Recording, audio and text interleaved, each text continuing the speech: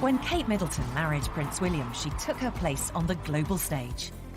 Overnight, she became one of the biggest stars of the most famous family in the world.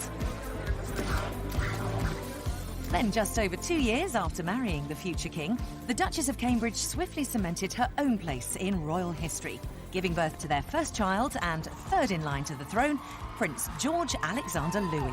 He's got a good pair of lungs on him, that's for sure. He's a big boy, he's quite heavy.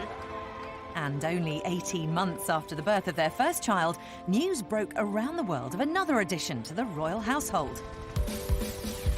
I'm going to become uncle again for the second time, hopefully. So, yeah, it's very exciting news.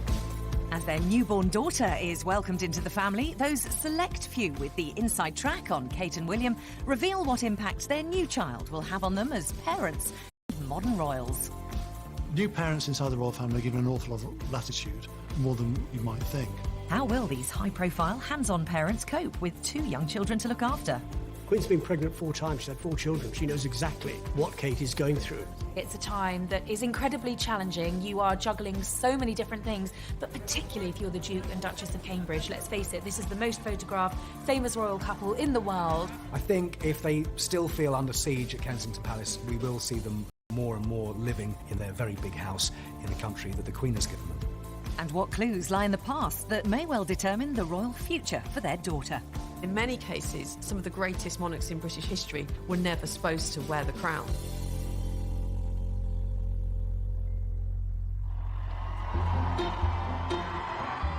Since becoming the Duchess of Cambridge and mother to the future king, Kate Middleton's life has dramatically changed forever.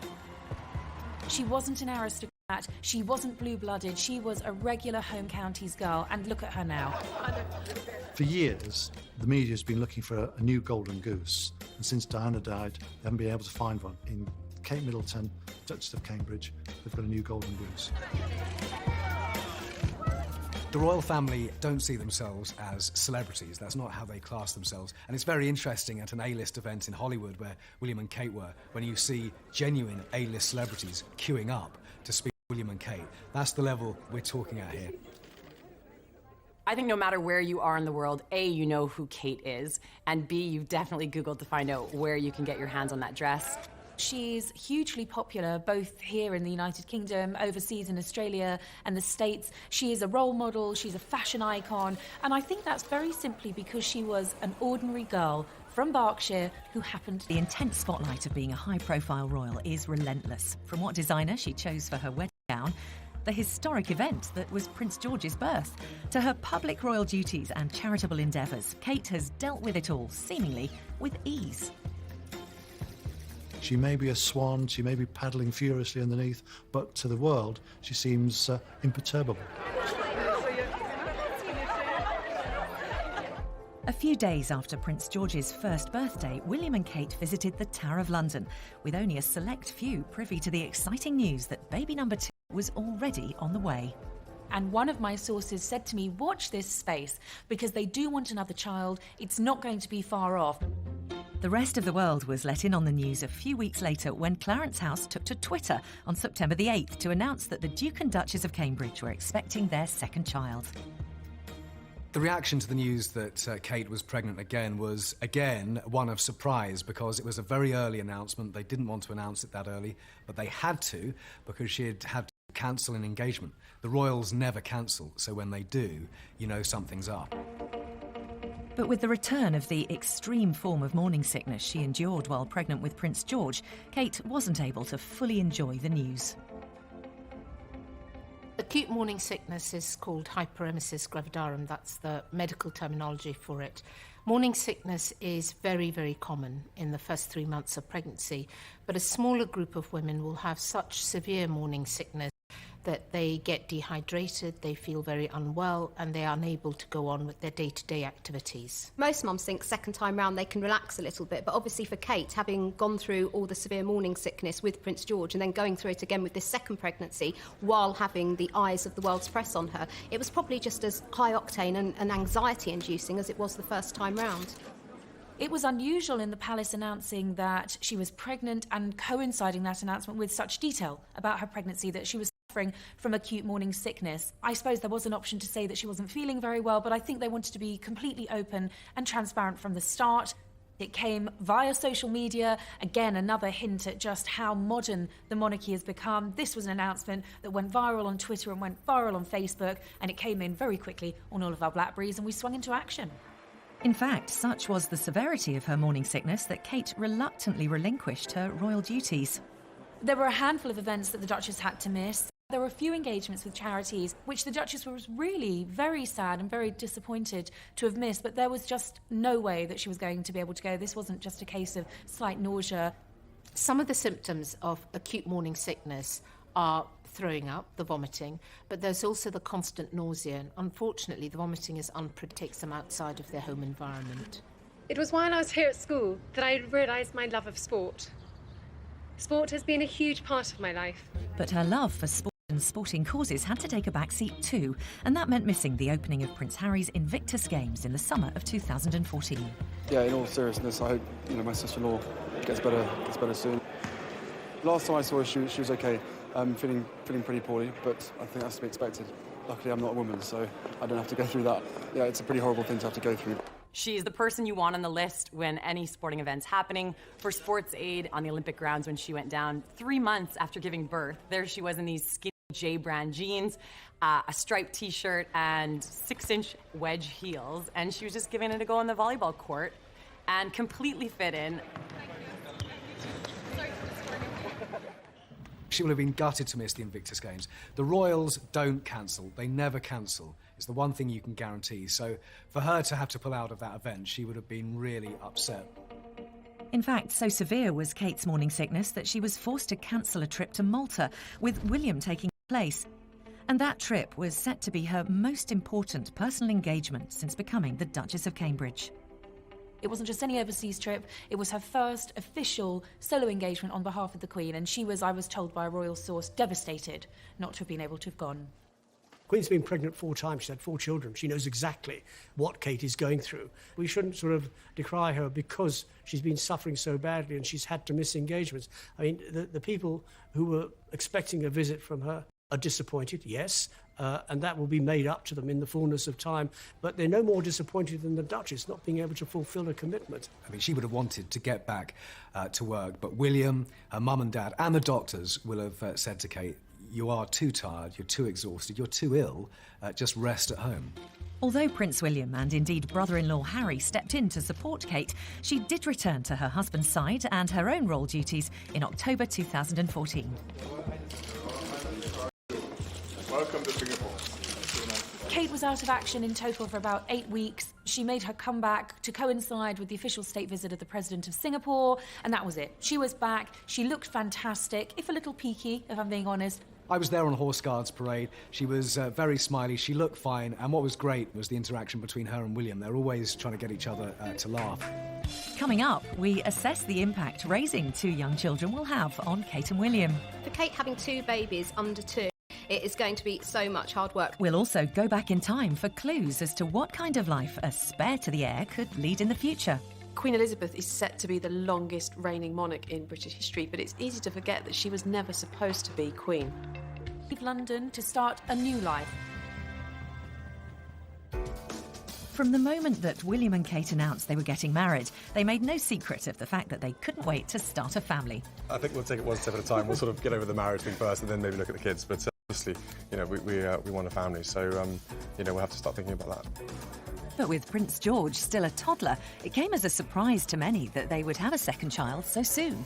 I don't think it was too soon. If you look at their setup, if you look at their dynamic, Prince William's taking on a new job with Air Ambulance. Kate, to me, certainly has really found her feet in her new public role. They've got a beautiful country home. Kensington Palace is refurbished. They've got their team of staff in place. Why wait? It's a perfect opportunity, and I'm told that Kate particularly didn't want there to be a big age gap between the first and second child. That may be so, but for Prince George, his little life is set for a big change. Kate's obviously going to have her hands full with this second baby, but what about little George? He has absolutely been the centre of their world for so long, and of course being the first grandchild of the Middleton family. So I think, there's going to be every chance he's going to have to take a back seat for a little while when this new baby comes along, and it will of course change the dynamics of the family. When news broke that baby number 2 was on its way, there was initially some concern for Kate's physical state, having another child so soon after Prince George. We generally advise women who are fit and well nourished that they can consider having a pregnancy after 6 months to a year. But such a close gap between babies will certainly have an effect on Kate and William as parents. So for the next couple of years, Kate and William have totally got their work cut out for them, and it will probably seem to them like every time they just get out of one stage, be that sleepless nights or teething, then they're going to have another child going through exactly the same thing. And of course, it's not just going to be with the newborn. Prince George is still very, very young. He's going to be going through the terrible twos. They're going to be dealing with tantrums and all kinds of things. With both William and Kate having siblings so close in age, was it always on the cards they'd follow in their family's footsteps? Well, I was told that Kate particularly wanted there to be a very small gap between George and his sibling. There's only a year between Kate and Pippa, and then another year between Pippa and James. And similarly, with William and Harry, it's only 2 years between them. If you look at a royal couple, they tend to have their children close together, quite simply so that they have that family time, they have that nesting time, and then they're back at work. And of course, this is no ordinary second-born. When Prince George of Cambridge was born on the 22nd of July 2013, another chapter in royal history was made. A new heir to the British throne had arrived. He's absolutely beautiful. They're both doing really well, and we're so thrilled. Oh, it's marvellous. Absolutely. You'll wait and see. You'll see in a minute. It's got her look, thankfully. No. Look at him and you know that one day he is going to be king, and then you've got the other child who is going to have much less responsibility. Now, it could work either way. You could be, very glad that this isn't heaped upon the shoulders of the second child. When Diana was looking after William and Harry, she always made it clear to both of them that they were equal, that William wasn't different in any way to Harry, even though she did treat him differently. She was far more conscious that he was going to be the future king, far more ready to take him to hospitals, to homeless centres and so on, and allow Harry just to have rather more latitude than his big brother. There was no favouritism at all. And this is why they adored their mother, why they don't have anything bad to say about their mother, and why Diana always referred to them as my boys rather than my boy. But will George and his sister be as close despite their different royal destinies? They will always be treated the same as Prince George, treated with love, treated with kindness, and treated with equality. But the simple fact in history and in the succession is that this child will fall beneath Prince George in that lineage. As a spare heir and fourth in line to the throne, Kate's daughter, Princess Charlotte of Cambridge, is not likely to ever be queen by birthright. But that hasn't always been the case. Over the course of history, the royal spare has been absolutely essential. In order to really be secure as a monarch, you needed to have both an heir and a spare. This was particularly important at a time when children often didn't live very long, when obviously all kinds of premature deaths and so on could take place. So really, an heir and a spare was absolutely crucial. And history has also pointed to a cheekier and more mischievous set of royal second-borns. When you think about people like Prince Harry and Princess Margaret, that there has been a sort of fun-loving spirit that has characterised the royal spares in those cases. I think to some extent it's probably personality, but I think also the idea of having the kind of royal privileges in the sense of having money and access to the sort of social life and experience that those people have, but at the same time not having the responsibility of being a future monarch. I think it's very much genetic, quite frankly, that William is very Hanoverian, he's quite stolid, whereas Harry is very much a Spencer, devil-may-care, rather reckless, just like his mother. And William is far more dutiful, far more sensible, far more down-to-earth. Also, it is the way that brothers of that type interact. Research generally suggests that parents do approach things differently with baby number 2. They don't have that first-time mum or dad anxiety syndrome. They're generally much more laid back. They will leave the baby to cry for that little bit longer. They won't be so obsessed with changing a nappy every single hour, off into a really false sense of security when they've already had one baby and then there's another one on the way. If they've had a really, really easy time first time round, they normally expect that number 2 will be the same. Now, obviously, we don't know the intricacies of Prince George's character, but if they have had a really good, easy time with him, and if he's been a good sleeper, hasn't cried much, they'll probably be expecting the same with their second baby. And who knows, they could be in for a huge shock if number 2 has a completely different personality. The bond between siblings can be complicated. Of course, brothers and sisters are likely to be close and look out for one another. But for those siblings raised close in age, hierarchy and a fierce desire to be the most successful often comes hand in hand with their relationship. So what happens when one is destined to be ruler and the other the spare? I suppose if we go right back into the 12th century, we've got the rivalry among the sons of Henry II. So Richard the Lionheart, King John, their elder brother, Prince Henry, who was actually killed in campaign against his brothers. So there was a real rivalry there. William and Harry are huge rivals. I mean, they're on the polo field. It used to drive William mad that Harry, at a younger age, was a better horseman, better shot, and at the same time, Harry always deferred to William because he was the older brother. William and Harry have always had a bond. With the youngsters, where there is a 2-year age difference, they're close almost from the word go, because as William grew out of his toys, then Harry would take them over. And as they grew up, they became closer because the age difference was only 2 years. So I think that was one of the contributing factors that made them so close. And of course, the Duchess of Cambridge herself grew up with a sister just 20 months younger than her. So how will her childhood experiences affect the way she approaches being a mother of 2 under 2? They speak every day, they spend a lot of time together, they see each other all the time. Pippa's very involved in George's life, so you've got a really strong sibling link, and that is absolutely what Kate will want George to have with his sibling. Still to come, we'll get the inside story behind the big changes for Kate and William as they prepare for a new baby. Kate was having a conversation with the Queen in which she confided that she'd found being with George on her own and not having a full-time nanny or a maternity nurse very hard work. I think if they still feel under siege at Kensington Palace, we will see them more and more living on the Sandringham estate at Anmer Hall, their very big house in the country that the Queen has given them. Like all parents looking forward to having a second child, Kate and William will no doubt have been agonising over how to raise their growing family and what, if anything, they do differently this time. Parenting is almost like a competitive sport these days. Parents cannot do right for doing wrong. Somebody is always going to be judging you, be that other parent, got the eyes of the world on you. That pressure must be absolutely magnified 100 times. Over the next couple of years, Kate and William have totally got their work cut out for them, and it will probably seem to them like every time they just get out of one stage, be that sleepless nights or teething, then they're going to have another child going through exactly the same thing. And of course, it's not just going to be with the newborn. Prince George is still very, very young. He's going to be going through the terrible twos. They're going to be dealing with tantrums and all kinds of things. Well, I was told that last Christmas, Kate was having a conversation with the Queen in which she confided that she'd found being with George on her own and not having a full-time nanny or a maternity nurse very hard work. You remember they went back to the Middletons, and William and Kate wanted to be hands-on parents. Well, they did it until September, and then they recruited a nanny, and apparently this time round, one of the first appointments is going to be a maternity nurse. I think despite their good intentions first time round, Kate and William did soon realise that they couldn't hold down their jobs and also care full-time for their child. And I think this time round, perhaps they will cut themselves a little bit of slack and not want to be quite so hands-on as they so desperately wanted to be with baby George, because at the end of the day, they are going to have 2 children under 2, and they are going to need help. And like many parents, Kate and William will turn to their families for a helping hand too.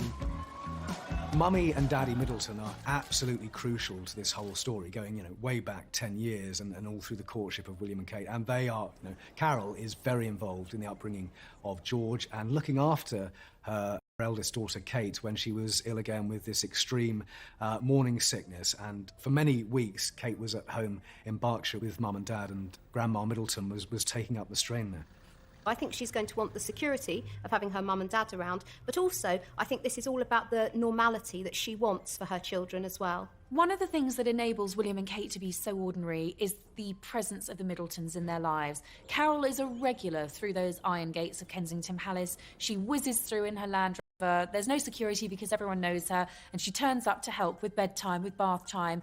She is absolutely indispensable. She was from the very start when William and Kate moved into the Middletons' house, the Manor, for those early weeks of George's life. And of course, it was to Carol that Kate went when she was so poorly. She didn't want to face the world. She didn't want to be in a palace on her own while William was studying for his new job. She wanted to be with Mum. And I think that's very special. I think it's wonderful that she's been allowed to do it, that the courtiers haven't stood in her way, and that she can go home not be photographed, and actually just be Kate, being looked after by Mum.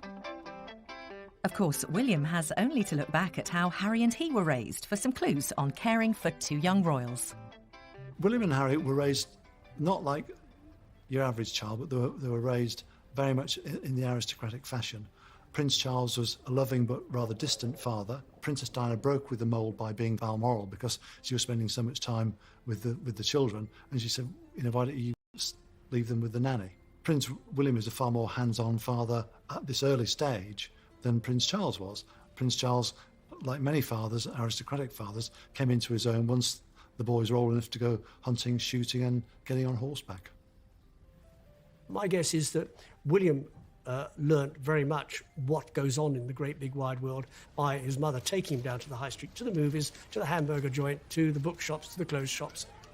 So he got a good grounding from his mother about the real world. But having said that, he got a good grounding from his father about the real world, but the real world on the other side of the coin. Country pursuits, polo, hunting, shooting, fishing.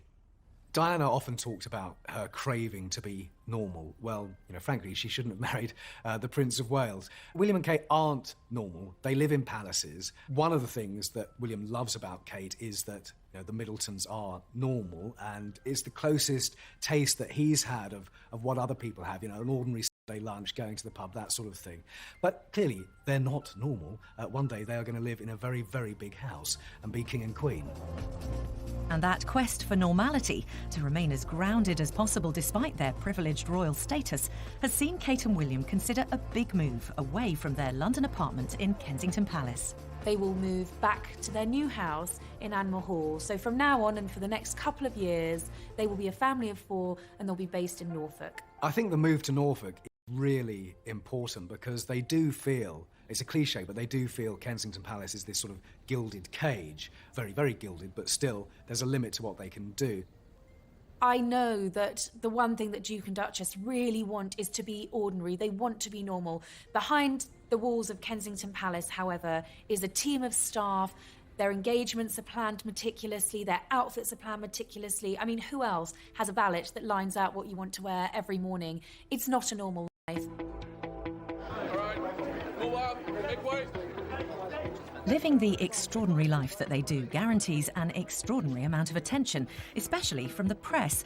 And like his mother, Princess Diana, William is determined to deal with the press coverage of his family on his terms. But despite the couple's best efforts, in October 2014, an incident involving a press photographer and baby George led to William and Kate publicly requesting that their son be left alone. The feeling about invasion of privacy is quite strong, and I believe in it. We don't have privacy laws in the United Kingdom. They have them in other parts of the world. I think when you have a baby being stalked at the age of 1, that is obscene. It's really indecent, and quite frankly, the baby and the nanny deserve a certain amount of privacy. There are those who say, well, if they don't like it, go and walk in the garden and should be seriously wrapped over the knuckles. The significant change that's happened in the royal family over the last few years has been the fact that Prince William has been far more ready to go to law than his father, Prince Charles. And the old adage, never complain, never explain, has now been jettisoned by Prince William. He's far more hands-on, he's far more prepared to come out fighting for his family and for his wife's privacy. They're not going to have intrusion. They're not going to have their child sort of having to stick behind a wall just because there are photographers out there who are greedy.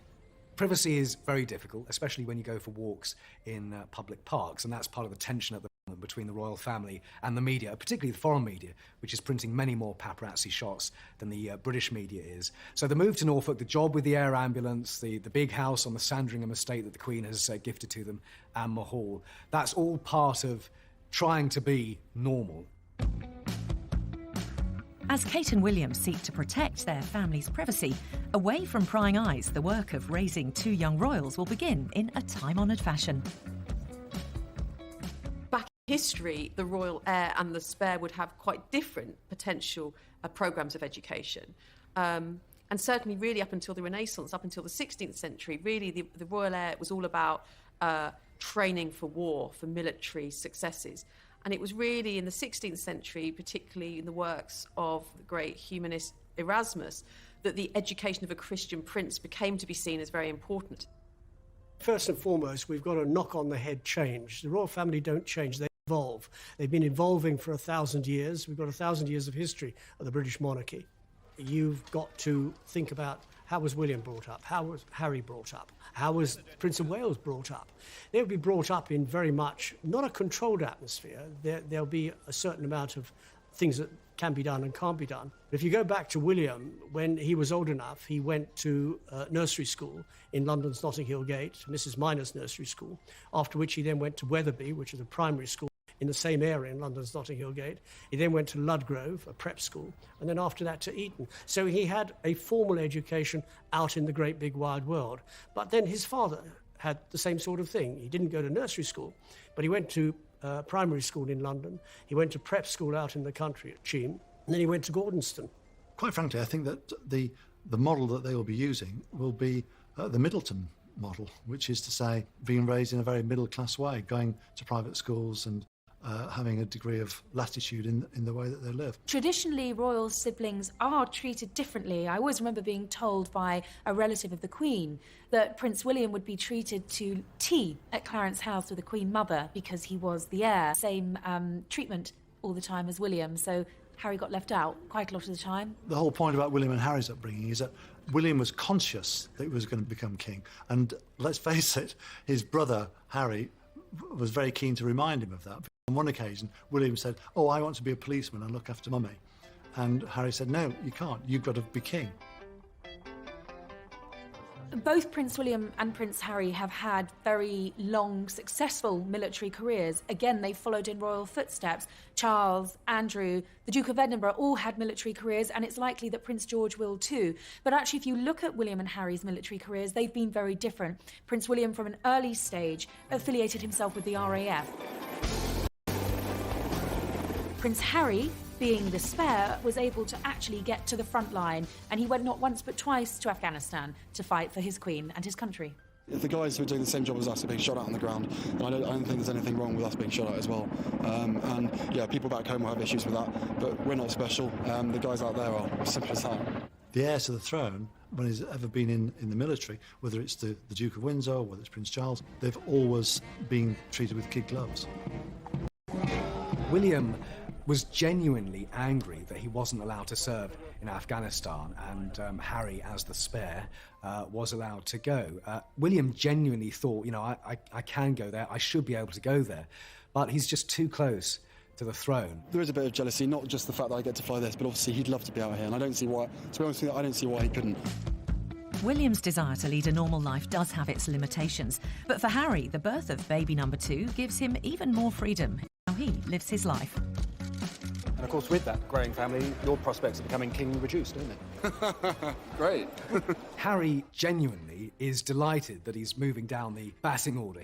He can see what the pressure, the expectation, the waiting does to people. He's seen it with his father. He's seeing it now with William, who, you know, does have a heavier burden on his shoulders, destiny or history or whatever you want to call it.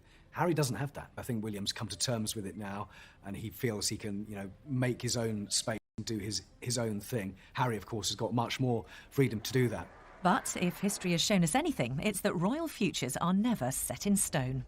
In the past, if you think about Prince Arthur, the oldest son of Henry VII, he dies, and actually it's his brother, the much more charismatic Henry VIII, who succeeds him, and who, of course, isn't supposed to have been king again, but, of course, had a huge impact on history. I mean, is one of the most sort of infamous monarchs. Royal history isn't always set in stone. Things don't always work out how they're expected to. When Edward VIII abdicated, his brother found himself in an unprecedented and very unexpected position, and that position was quite simply he would be the next King of England. Both Elizabeths, Victoria, Henry VIII, none of them were meant to take the throne. They were all way down the line of succession, but then fate played its hand.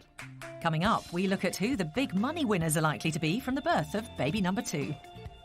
In our case, she was placing the order pretty much like a regular customer, except the delivery address was Kensington Palace, which was quite exciting. In stores, we were getting calls from all over the world, even from like Spain, Japan, everywhere. And we'll get the inside track on the birth that kept everyone waiting. With William and her charismatic brother-in-law Harry by her side, Kate has been credited with helping to make the British royal family accessible and relevant again. So it's no surprise that since she became the Duchess Cambridge, the world has literally been buying into Kate Middleton. We all know that Kate loves the high street fashion brands, and one of them in particular is Reiss. And since we've seen her wearing so much Reiss, that's actually contributed to them opening across the US. I think we've seen it time and time again that Kate's fashion sells out in seconds. The blue and white wrap dress that she wore in Australia sold out in 8 minutes. I think no matter where you are in the world, you are definitely looking out for Kate. You want to know what she's wearing, where she bought it from, and if in fact you can get your hands on it. Coming from Canada, I know that blog posts to magazines, anywhere you can kind of find that information, they'll be letting you know what Kate wore most recently and giving you examples of where you can find it. Kate's clothes, of course, are always of interest, and she does the yummy mummy look very, very well. When she's off duty, we're used to seeing her in her skinny jeans and her little pumps and sweaters, and that's a look that everybody can copy and everybody can emulate, and again, that's part of her huge appeal. All eyes in the fashion industry, from the stylists to the brands to the people that are getting on the websites to pick up these items, they're just watching what Kate is putting Baby George in and what number 2 is going to be wearing, because that's what people want to get their hands on, that's what brands want to be selling, and that's what stylists want to be creating.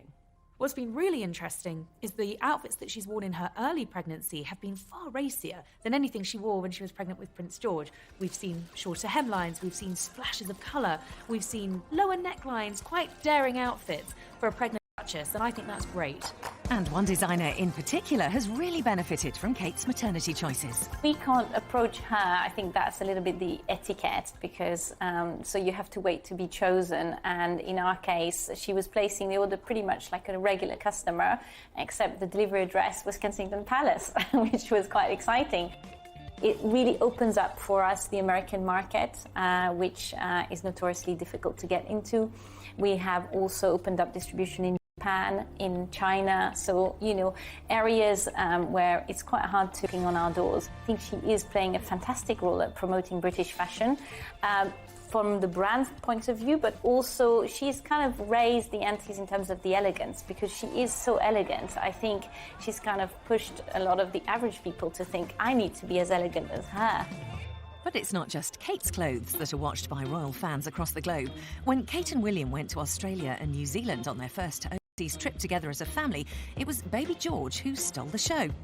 That outing cemented their position as a trend-setting all-star family, with George's presence in particular giving baby fashion and retail brands a welcome boost in sales. I think the appeal with Baby George is that when we look at his outfits, although he's dressed in a kind of traditional royal baby way, he's also really, really accessible. So we can look at his little shirt and his little blue shorts, and we know we can buy something very, very similar. This is a similar jumper to the one that we made for George. Obviously, this is for a little boy called Jack. We were very surprised at the interest and how many people actually wanted to get hold of something very similar to what George was wearing. We saw an immediate increase in interest in the brand right from that very day onwards. We almost couldn't believe it when we saw that he was wearing the shoes. Then we felt really excited, and it was a huge buzz all around all of the shops. So all of us were so excited, and we thought, oh my goodness, the actual future King of England's wearing the shoes from us. We couldn't actually keep up with demands at first. We sold out almost immediately online once he was pictured wearing it. In stores, we were getting calls from all over the world, even from like Spain, Japan, everywhere. With maternity brands cashing in on Kate's latest style choices and older brother George already a trend-setting toddler, the fashion business is set for an even bigger boost with the arrival of Princess Charlotte. Historically, royal princesses are far more interesting to the public than royal boys, than royal princes.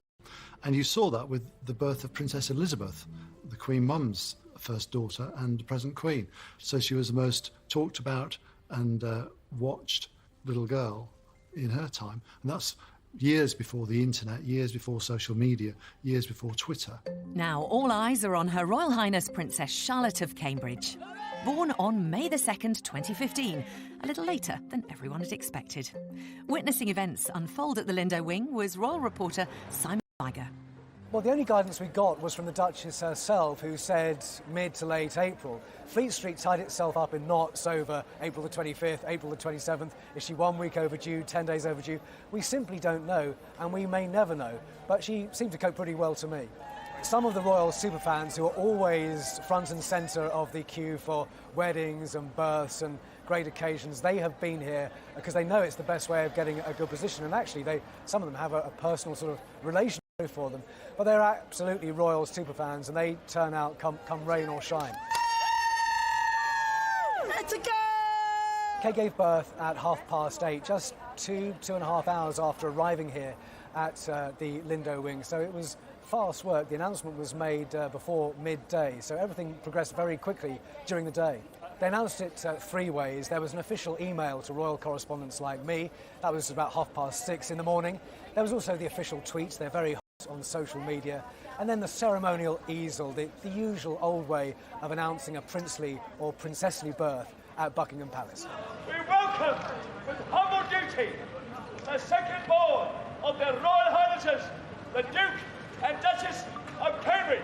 The only visitor to William and Kate and the new princess was George, who isn't yet 2 years old, but he stole everybody's hearts again. We haven't seen him for a long time as his father went back to Kensington Palace and brought him back here to the Lindo wing. William wanted George to walk, but George didn't want to do that, so William picked him up. There are a couple of royal waves, a kiss from father, and then into the door behind me. It was a lovely moment. He looked smashing, and he stole quite a few hearts.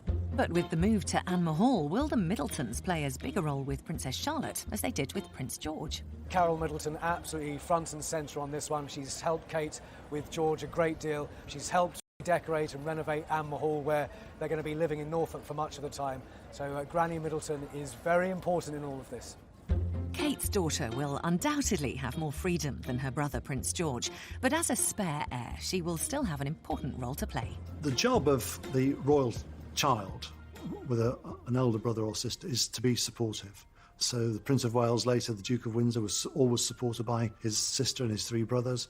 Elizabeth, now the Queen, was always supported by Princess Margaret. So there is a kind of unwritten code inside the royal family that your job as a sibling is to help share the burden of monarchy. So how will Kate and William's thoroughly modern style of parenting help to push the boundaries of what it means to be a family unit in a royal household?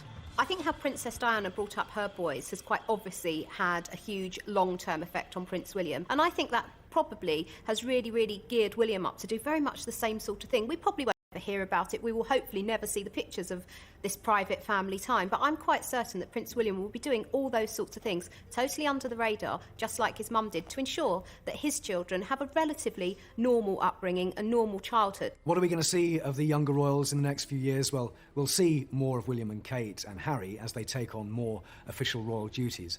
I don't think necessarily we're going to see more of Prince George and Kate, that he will protect his children. And I don't think we'll see that much of the royal children. And so William and Kate and their children we can look at as this kind of great showbiz couple with something a bit special. But in time, I think it's going to be interesting how it's going to play out. And if they're going to become ultimately king and queen, it's going to be a very different kind of monarchy than it is now. We see a new chapter beginning for the Cambridges, an exciting chapter, a new family chapter, and I think they're probably going to be incredibly happy. In the last 5 years, Kate has gone from being a single young woman to the wife of the future king and mother of 2 royal heirs to the throne. With Kate, very quickly, once she moved into the royal family and she established her own style and her own personality, comparisons with Diana fell away. You've got to stand back and admire her for what she's achieved without any fuss, without any tantrums, without any breakdowns. It has been a whirlwind for Kate, but she has taken on more and more, and she can do it. She's a natural at doing it. And although Princess Charlotte is not likely ever to have as important a royal role as older brother Prince George, she will mean the world to Kate, whose own role as mum and royal matriarch will be crucial in helping to redefine the British monarchy in the 21st century, cementing their place as the world's most famous of families.